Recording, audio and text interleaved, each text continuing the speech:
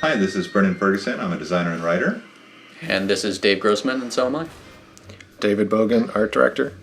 And I'm Heather Logus, and I did design and writing for episode 5. So, this episode is green. Green. And also there's the presidential DeSoto with its little flags. That's right. Look at that. The seal on the door. Did you notice the seal? There it is. That is beautiful. Is that the actual correct seal of the United States? Well, I think we took a liberty or two with that seal. I couldn't remember if the real one had cigarettes on it or not. No. It's probably trademarked anyway. Cash, booze, and cigarettes. Unrest in the Dakotas. And also they There it have other remnants of Max becoming president last time. Illegal immigration. I just like the thought of Max on the floor with a knife just cutting it out. Policy is too giant battle robot based. They can take it up with my new press secretary. So this was fun to do since Max is now president, and we got to write an opening scene that was And there's sort a of robot. addressing the fact that he is president, but still leaving them in their same silly office. Commissioner. Total collapse of the economy and downfall of Western civilization. So here we are again, continuing to start off an episode with a hand-animated cutscene. We feel it's a really good way to just kind of drop you into the story and give you a good quality visual to start off each episode with. Planes are falling from the sky. Nuclear reactors are nearing meltdown. And scores of pasty white nerds will be forced to go outdoors and socialize with normal people. And at some point, I don't know if you've noticed, but we've actually switched over to the Telltale tool to finish off the cutscene. As I mentioned before, it would take far too long to animate an entire dialogue for 5 minutes or whatever it is in Maya. Because Sam and Max do tend to run on a little bit when they're talking. They're Yes. very wordy. Lightning bolt!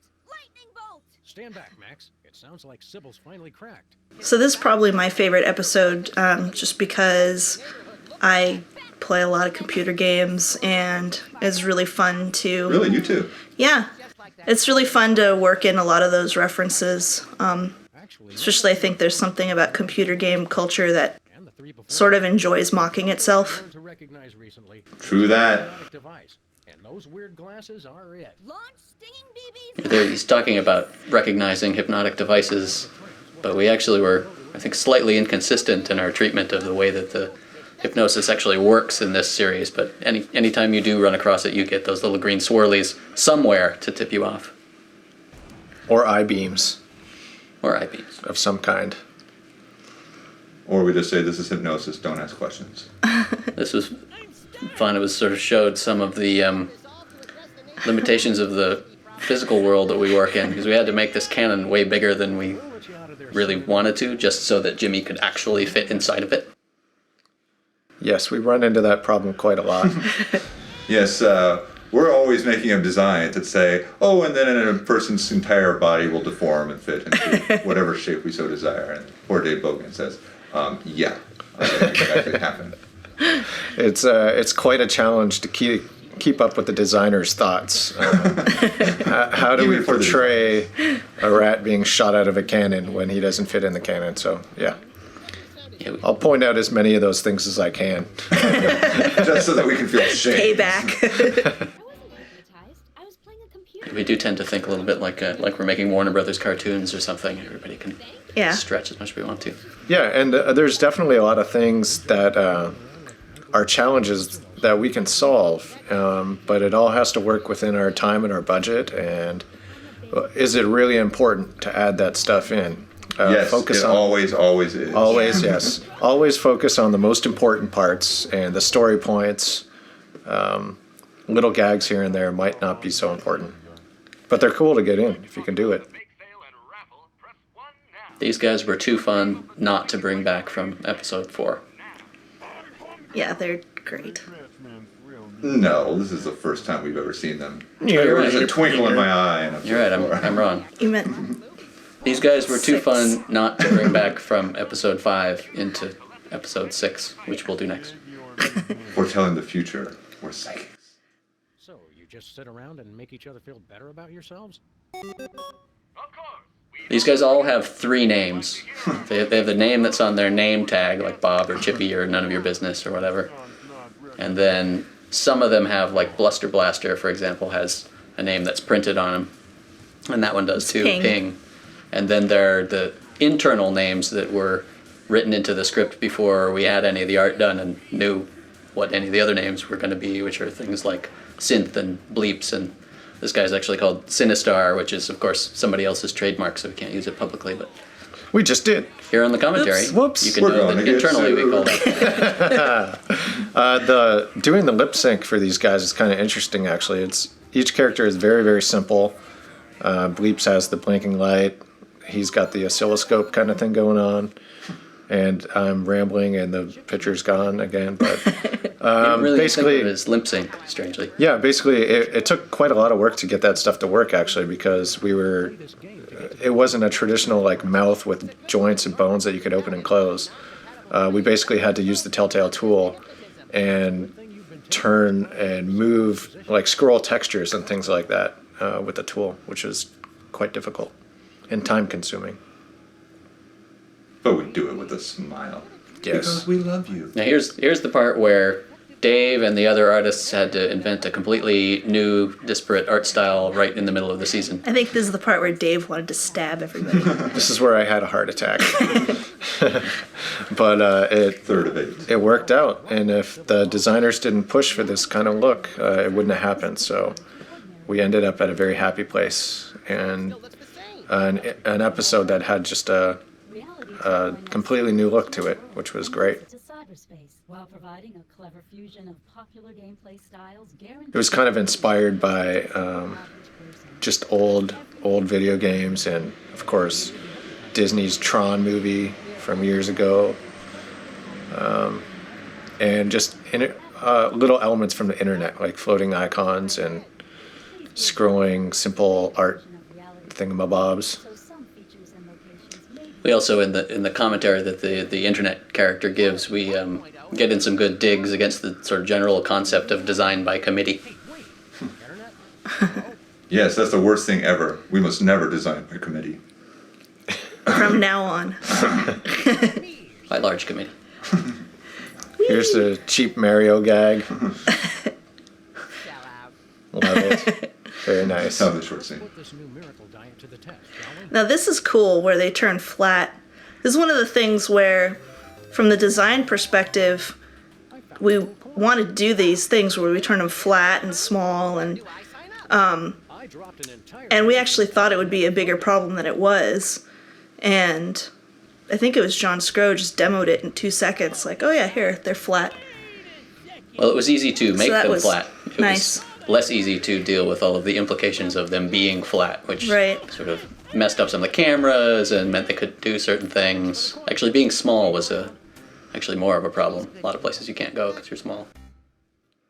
Like climbing onto the step of the front door of the office. For example. We'll take that long sword, if you please. 5 gold. I think the Bosco's interior is one of the best environments in this, just because it has this really nice cross between an EverQuest-y type MMORPG game, and then it kind of dissipates off into more of a Tron-ish look. Take care!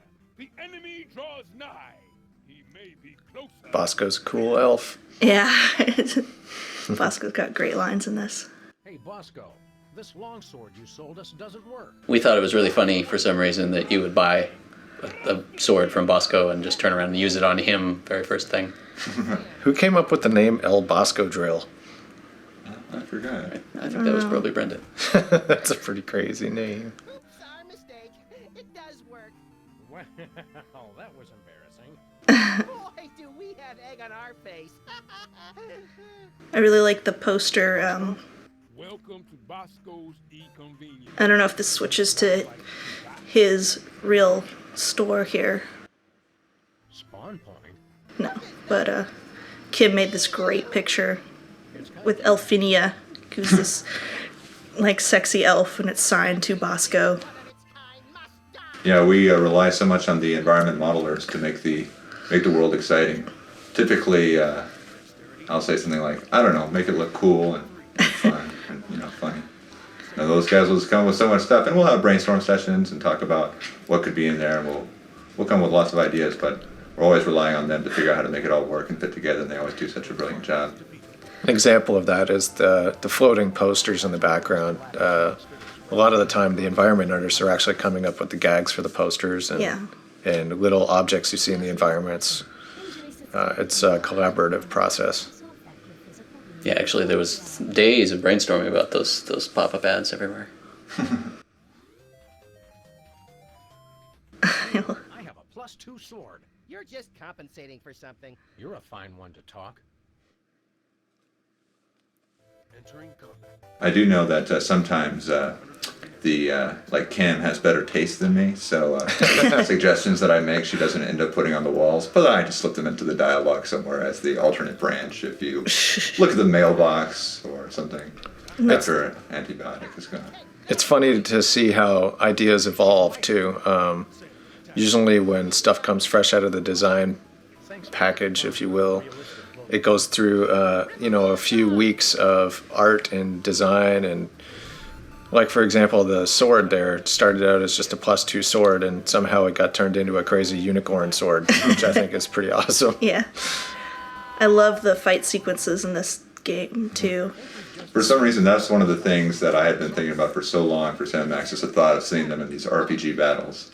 So that it finally occurred in episode 5 was a dream I fulfilled. think we just gave Bosco $1 billion. That ought to buy a few cans of reconstituted luncheon meat. I read The great thing about this episode also was just the opportunity to use some pretty surreal lighting. It's a good thing I don't eat, or I'd be perpetually freaked out by stuff like that. On the street and inside Bosco's and the office and Sybil's, the lighting, it is different from scene to scene, but it's pretty similar. It's got to feel like the same world. But since we were allowed to dive into this video game world, it really opened up the possibilities for all that stuff. So this thing with the software disease was actually kind of a big deal at the company for a little while, because we had designed the episode around this idea that you were going to introduce a virus and email it to the entire internet and bring it crashing to its knees that way. And then somebody, Dan or Kevin, just started imagining the inevitable post on the forum that was going to read, "Hey, did you play episode 5 and did you get the virus yet?" And then that somebody else who had never seen the game was going to Google about it and find that message and create a widespread panic. So that's why we don't actually ever use the word virus in That is the conjunction whole with that. reason we made this episode. And that's why we don't talk to Dan or Kevin anymore. Unless we have to. There go the graphics. This sequence love turned out this. really awesome too. Yeah. And it hopefully leads into the Text adventure. text adventure, yes. This was my favorite part. Mostly because I got to do a lot of it. But this was one that was really, really risky. At first we thought, oh, okay, it's just going to be text. It'll be super easy to implement. And it turned into this huge nightmare. Yeah, maybe because we had to have it still be We had to have it interesting be and visually visual. compelling in some way. Yeah. To me, that was the most risky part. The fact that we're ending an episode on a text adventure, where games have progressed away from that for the last 20 years, and we're here returning to it. How can we make this look visually exciting and keep the player interested and have them actually want to finish the game? I think it. Go ahead. It's Sorry. a good success, I think. It's just interesting to make them walk around into the different colors of the text and having them jump up and down between scenes. A lot of good ideas in there. And I think this one, I would come into the office on some days and hear little murmurings that we're having a meeting about whether or not we really want to have this in there. And I think it came close to getting cut many, many times. But I'm really happy it made it into the final game. So I think it's really I've ever fun. seen anything like this before. We pioneered again. We are so awesome. It's retro pioneering. It's really cool. Super happy that this stuff made it in. Yeah. This was another dream of mine. I am a very big fan of text adventures. Still am. I still play them. I love them. So seeing Sam Max in this world was yet another of my dreams. unfortunately, my subsequent dreams become much more risque, so subsequent episodes start veering into territory. Questionable. The irony of which does not escape even me. Oh, good. I thought I was the only one really savoring that. I saw that reality. So after you've played the text adventure, we again end it with a hand-animated cutscene, just to give a really nice capper on the episode, and to set up the next episode. Oh, Just kill the internet? It's not your fault. This never would have happened if he hadn't tricked me. who? Well, you won't have this sentient global network to kick around anymore, Roy G. Biv. Yeah, I'm loving all the ways that Sam and Max end up destroying the world in some way. Max just becoming president in and of itself is pretty injurious to everyone's sense of reality. But it's always for the greater good. It's for the somehow. greater good. I mean, sure, I have to ruin a country, but at least we stopped some random guy. Whoever you are. But I think that one was actually part of the whole Sam and Max being good guys thing, where Yeah. we thought it was too mean for them to just kill the internet. Well, yes. We had to explain it, you know. You still president? Who is that? I don't know. I can't wait to see The man in the Suspicious. moon? I'm Randy Tudor, the lead programmer on season 1, Sam and Max. Hi, I'm Tim Reardon, animator on season 5. Or no, that would be season 1, episode 5 for Yes. Sam and Max. Hi, I'm John Scrow, technical director. I'm Daniel Farjan Herrera, and I am choreographer and technical artist. H-bomb. Did anyone call you that in the last one? No. There you go. No. Presidential seal on the car. Yep. Flags waving. The roller coaster. You can't see, the microphone's in the way. Rest in the Dakotas. Dispatch equal numbers of giant. I love that joke so much. We backed them all along. Illegal immigration. Let the new guys pilot the giant battle robot. Criticism that your domestic policy is too giant battle robot based. Oh, this is Pete's little pet project as well, to put the battle robot in the background. That's great. Yeah, That's great. He modeled it, animated it. Hey, I For rigged it. its, what, What'd you do? 2-second I rigged cameo? it. Oh, you rigged it, that's right. Yeah. That was really tough. Rhinestone bowling bag. We're on our way. We've got a computer crisis to take care of. There it is. Yep, finger point. Bigger than that, Max. Computers everywhere are going haywire. Which episode is this? Falling from the 5. sky. Nuclear reactors are nearing meltdown. I don't remember 5. Forced to go outdoors and socialize with normal people. It was interesting in this episode to go back and forth between Max being president and not, as far as like how he acts. And we had a special sort of attitude of him that was with his hands behind him. That's where he turns into president. Regal Max. Regal Max. It was annoying once we set everything to be presidential. We had to do it every episode. Change the seal, change the flags. Yep. Right. Ah, great reference. Yes, nerds everywhere rejoiced. What is that? Some viral video that of these role-playing people that were doing Live action Oh, role yeah, playing. yeah. I saw that somewhere. Actually, now that I look closely, it's more like our last case. And the 3 before that. I like how in the forums there was someone who was like, do we have to have hypnosis in every episode? It's like, well, it's kind of the theme there. I got so sick of hypno rays and rainbows by the end of this season. Yeah, Kim was saying no more rainbows ever. Merchandise, pigs.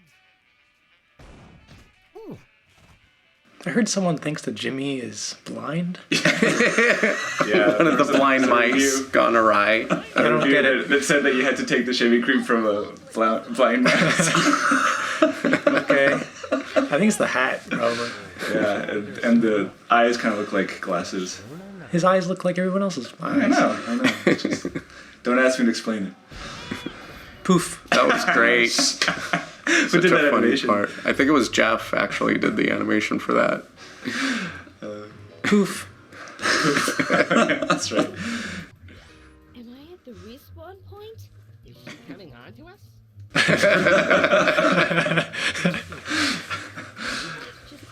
It's episode 6 starting to creep in. Yeah. Hope you're not overly peeved. It was the only way to break It'd be funny if the tiger clock went off. I wasn't hypnotized. I was playing a computer game. No need to thank us. We're Yes, I think a lot of people are confused about the tiger sound. It's really hard to see it. Yeah. It goes off at midnight, and then his hands go crazy. They go. That job's already taken, lady. We're freelance police. It's what we do. It's not in real time though. It's a little bit faster. I think it takes 5 minutes or something for it to go through. It's pretty fast. I can't remember what I set it to. And I haven't even paid off the deposit. Next item on the agenda. Oh. Originally, that voice was Less annoying? it was actually like a voice synthesis thing. Oh. And then it just recorded it to sound like one of those things. To me, it just sounds like he's like sarcastic the whole time. But He definitely has a Stephen Hawking type thing going on. Yeah. More retarded sounding though.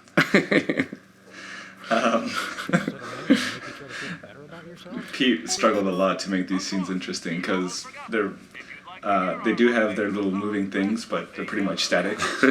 So, Yeah. There's not a lot going on. And all that little lip sync had to be done by hand. Right. I didn't know what to do for the big guy, Sinistar, so I just did that stupid radioactive sign blinking. Well, it reads well enough. It's just Just nothing really made sense for him. Like everyone else had something which was obvious. I read these forum posts where everybody thought that was supposed to be Stephen Colbert's voice for the movie phone guy. that was interesting. It's like, well, maybe people don't have a movie phone, and Steve is a little more. I don't know. I could see the Super Bowl reference to Stephen Colbert, but Yeah, he I kinda know looks about like the movie phone. Just like Brady looks like Nicolas Cage. Yeah, that kind of. Cheer up and put on your orc-kicking boots, little buddy. We're gonna have to play this game to get to the bottom of the world's internet crisis. It's a good thing your protective hat and my non-compatible brain render us both imperfect. Look how cute Sybil is. And it's a good thing you've been taking those classes in subtle exposition, pal.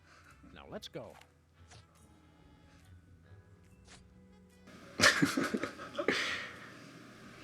Whoa. That was weird. Trip out. Sybil's was definitely the most obnoxious place. Yeah. Did Sybil's was done first, right? It was kind of like the experiment. VR world. Well, Mai got started on it first because she had time to do it first. The Inconvenience Store was actually the first that was prototyped. Jake did a prototype, I did a prototype. I don't know. Took a while to set the right art style for this stuff. Yep. Who did all the animation in the background? Mai did most of it in this one. I did most of it in the other ones. Then why do you need to hypnotize people with the goggles? Whose idea was it to have the ultraviolet fluorescent teeth? That was actually Pete's. Yeah, because Pete wanted to do something, and I was trying to figure out something that we could do easily. And I said, yeah, we could brighten up all the whites pretty easily. It actually turned out really well, I think. Yeah, it looks like under a black light all the time. Yeah. At first, we tried other things, like trying to change their skin color to be all bright. Or I did that Leisure Suit Sam, where I made his suit really bright. That was pretty funny, but it would have been obnoxious all the time. Yes. Oh, the references. Link. Zelda and Super Mario. Yeah. Oh, Flat Sam. Randy, and Flat speak a little of all our state changes we had to deal with. Oh my god. This stuff was a nightmare. We had to watch who they were talking to when they were flat, what they were doing. We had to, when they're small or they're flat, it's a problem. Many headaches. I think at one point we were actually going to show the inside of Jimmy's room here. Good thing we didn't. Nope. The other thing we ran out of time on. Doing the camera shake was a pain in the ass. And the glow. And the glow. Yeah, we had to do the glow off camera.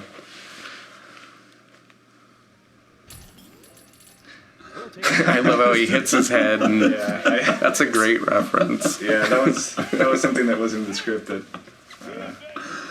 I never noticed that before.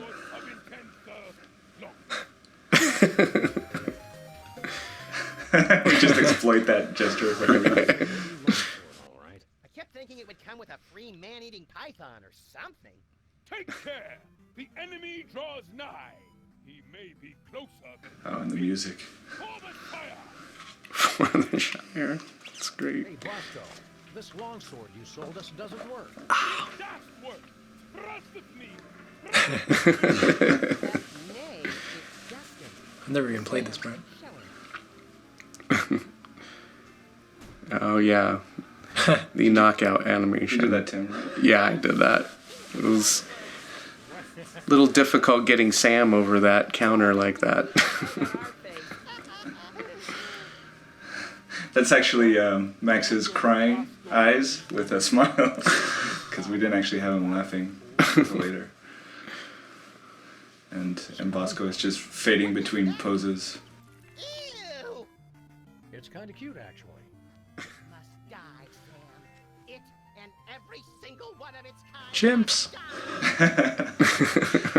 The slime is actually one of the few animations I've actually done. It's amazing. I know. Just look at how it undulates. His idol. That's awesome. And his runaway. But I did loop Max's cutscene animation, so you could do that. Oh yeah, from the war room. Yeah.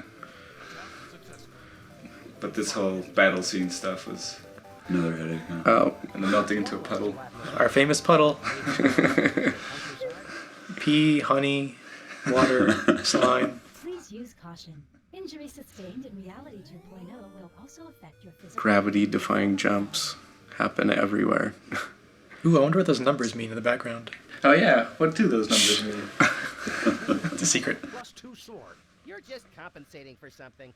Who came up with the idea for a unicorn sword? I don't know. Which led to the ever famous "Rub My Unicorn." Oh, that's all Brendan. Joke. Yeah, I think the unicorn sword was just, let's make this as cheesy as possible. And, I love this. The pop-up defense. Ha! Take that, ice lady! Watch her, Max. She's wily.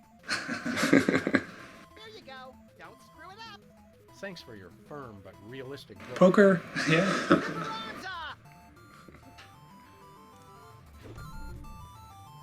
Attack successful. Antibiotic. It was actually much more challenging for us to make it seem like they're not hitting each other. Right. Than for them, because they were really close to each other, so every time I had to block Sam way out so that his sword wouldn't actually hit her. That's a nice puddle right there, too. It certainly was, agreed. She just kind of shrunk right down into it. Look now, but I think we just gave Bosco $1 billion. That ought to buy a few cans of reconstituted luncheon meat. The lighting's I read nice. somewhere that a stack of $1 billion $1 bills would be 60 Pete too? miles high. Maybe. It's a good thing I don't read, or I'd be perpetually freaked out by stuff like that. Come on, little buddy. We've had our fun. Yeah, I really like the environments for this episode. I think were some of the best, even though it's kind of a simplicity to, or a minimalism to the style. It's just nice to do something different. I had plans for that. I'm hoping the internet won't. Danger. Danger. Software corruption. This is Damage control. This was Jeff's cutscene, and it was like, I just remember him sitting over there being frustrated by how many times can I make Sam and Max look around while the internet is speaking. Like, did the chin hold thing. Yeah, right. The signature chin hold move. But no. You want food. Yeah, we're funny about that. You want funny? How many parts does Max actually sniff of himself? I don't know. Whoa.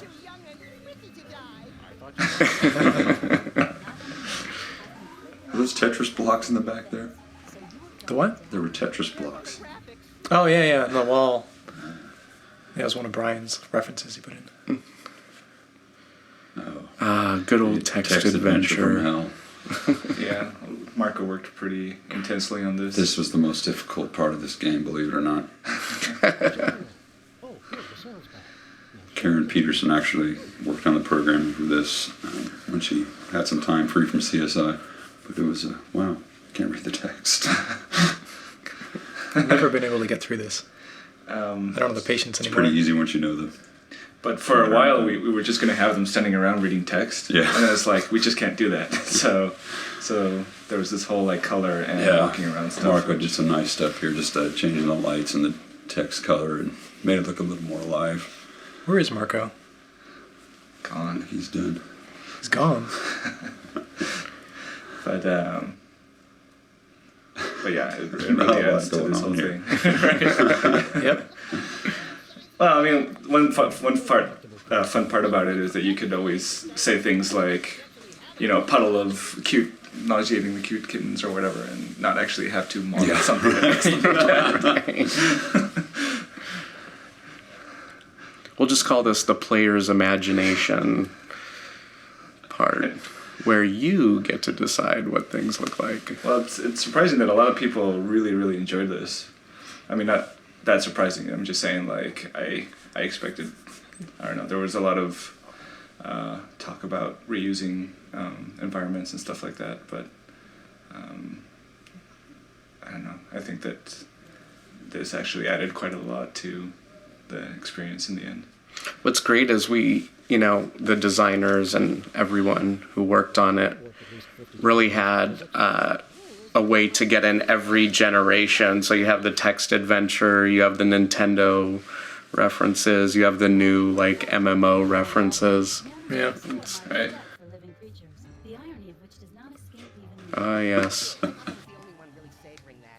I always seem to get to work on the ending cutscenes, the final finales. Sam hanging himself, because the internet just seems to bloviate on and on and on. It's not your fault. This never would have happened if he hadn't tricked. Another drawn out death scene. There's this whole thing about like having a voice that doesn't move. You know? Right. I had to give it something, so I had to move the hand and here's the slap. The bitch slap of the internet.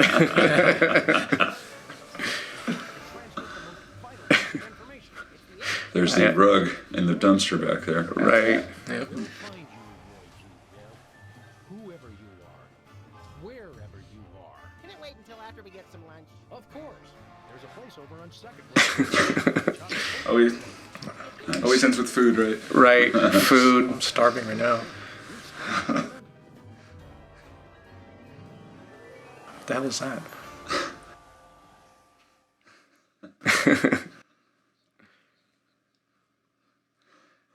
And that is episode 5. This is Jared Emerson Johnson. And Julian Kwasniewski. So here we have that little fun little thing. You know, we started having the little solos over the logos, and I thought that was fun. And for Reality 2.0, I thought it needed to have that crusty PC and modem startup sound.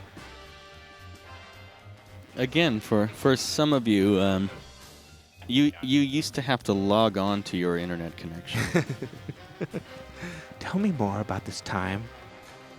I can't remember.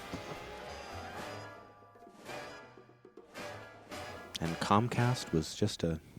Was just AT&T. There was a time.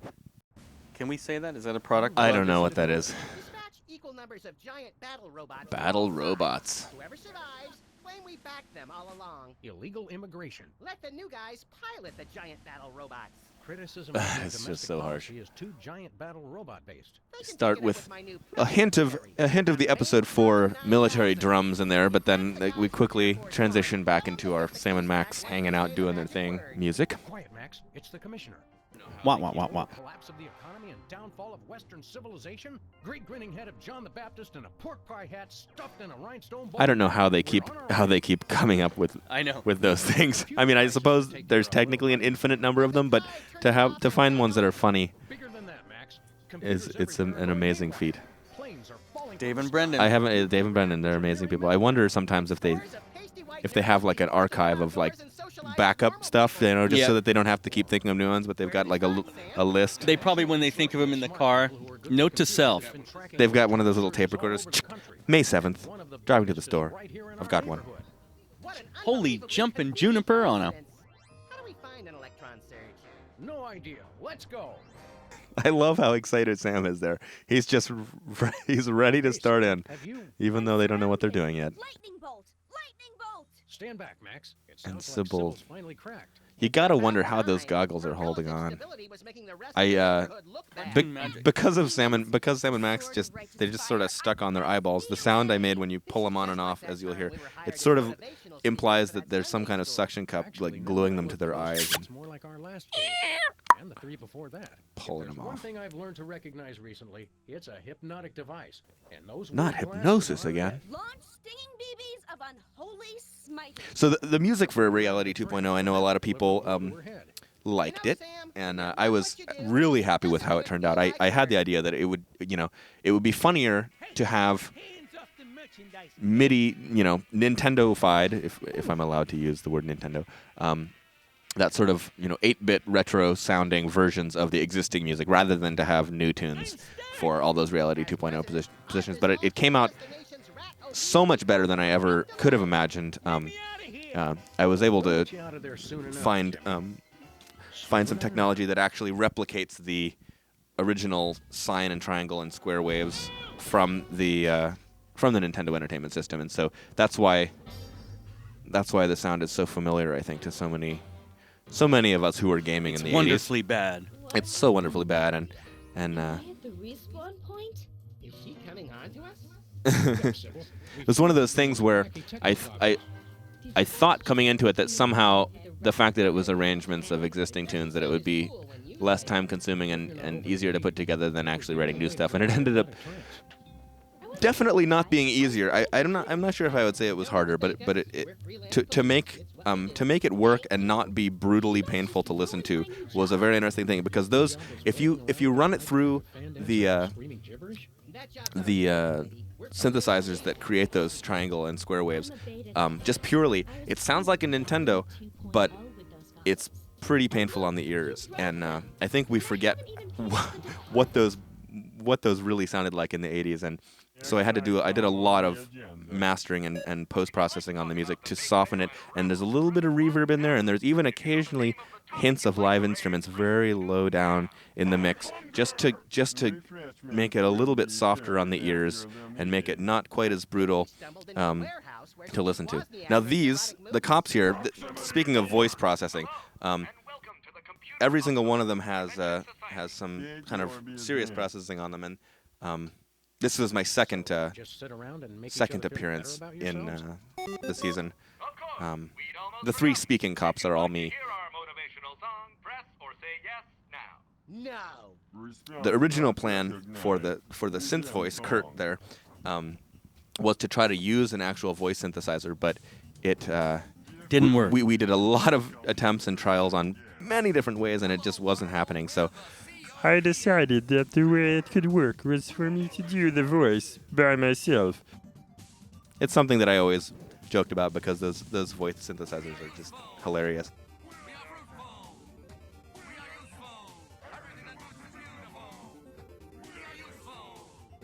And this song, I know there's a lot of controversy about this song out there among fans. There's been a lot of mixed responses.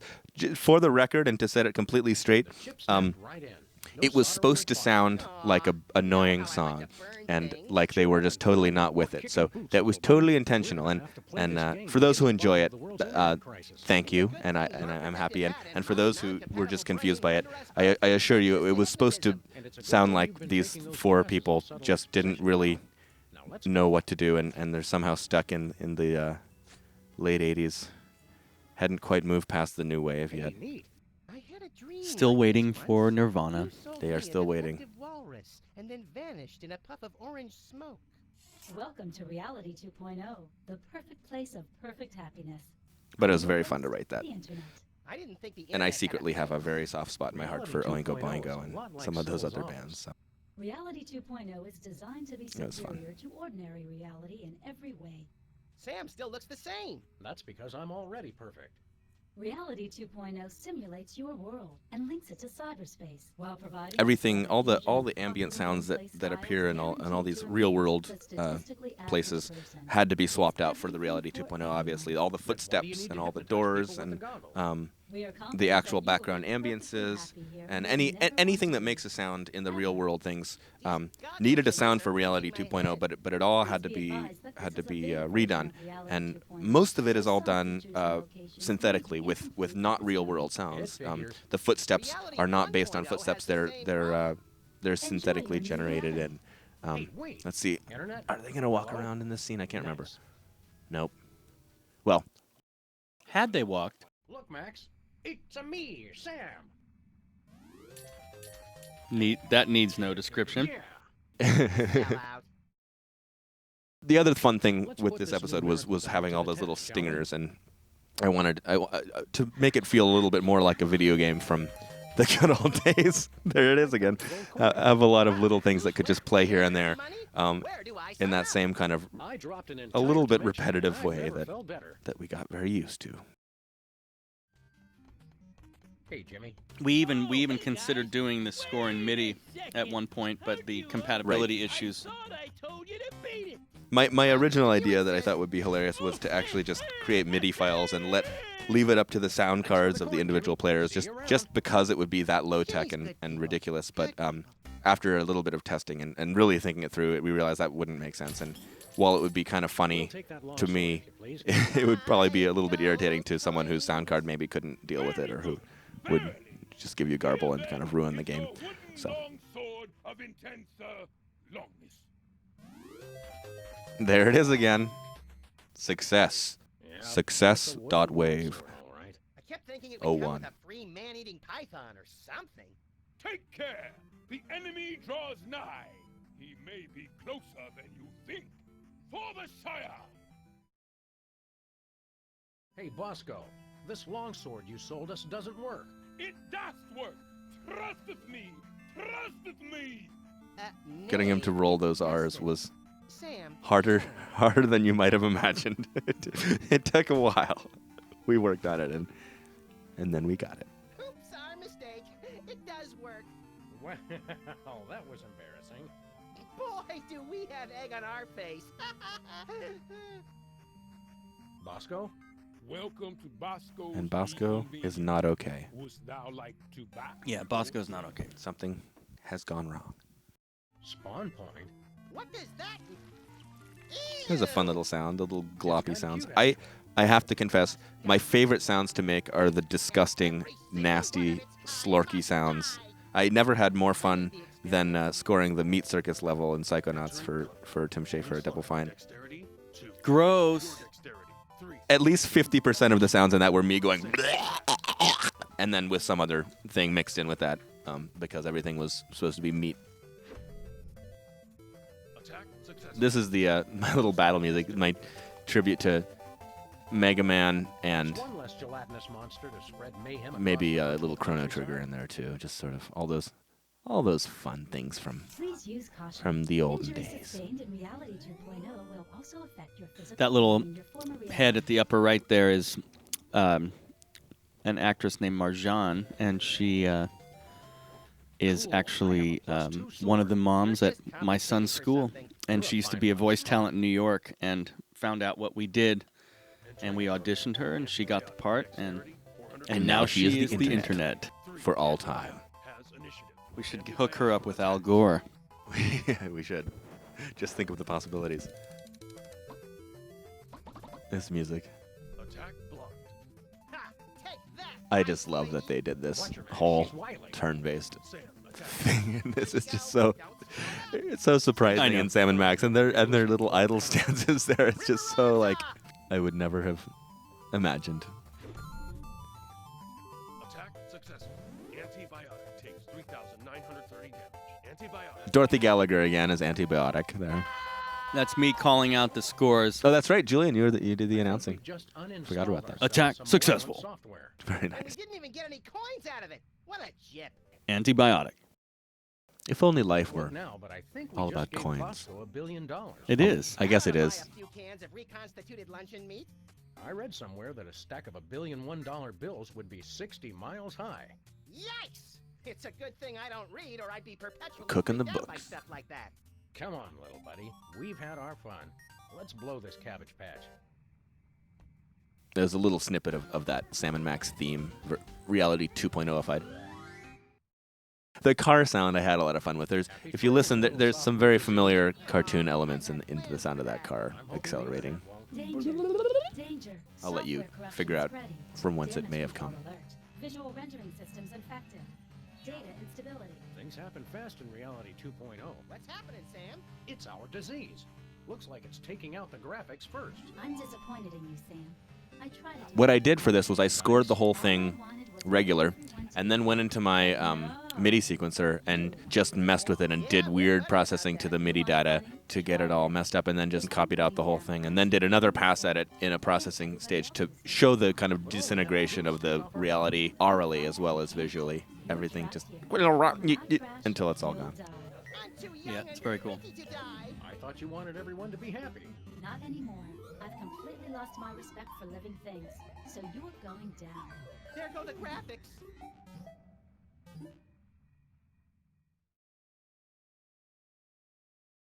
And the text adventure. What another surprising thing to discover. In the days before graphics. How should I know?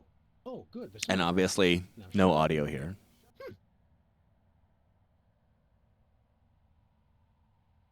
I know there was some concern among a number of people at Telltale that it would be weird to have the end of the game be silent like this.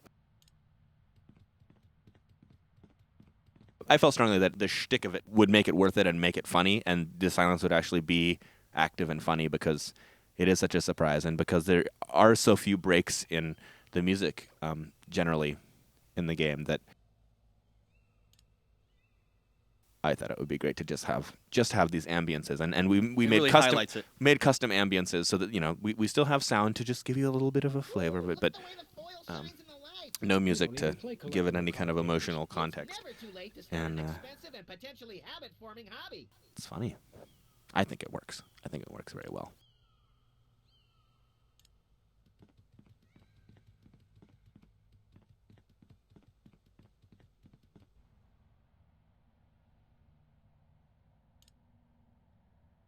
So aside from that, there's not really too much to talk about the audio in this section. Those footsteps are totally awesome, though. Yeah. Brilliant.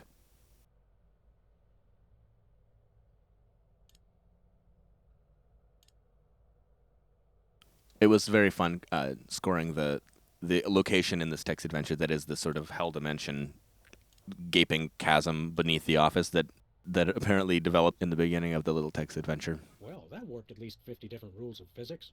Rules are for marking straight lines and lesser mortals. And the sort of growling demon backwards talking crying baby sounds. Gotta love it. To restore my respect for living creatures. The irony of which And back to our wrapping it up theme. And transitioning into the emetics theme that we got a little bit of in the first episode during Brady Culture's IBO video. I'd love to stay and chat, but I have got a mountain of pornography to deliver before that virus gets to me. Was sort of planned out from the very beginning, meant to become a theme that had to do with the whole cult thing that the season eventually arrives at in episode 6, and here we come into it, and we have that piano motif in the style of Philip Glass, which is just sort of iconic.